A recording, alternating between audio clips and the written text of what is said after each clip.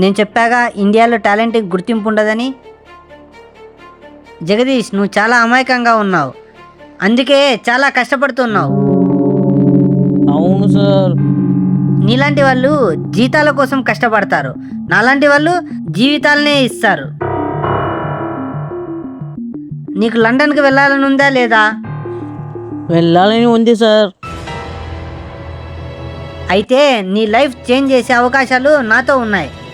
ఎలా సార్? చెప్తాను.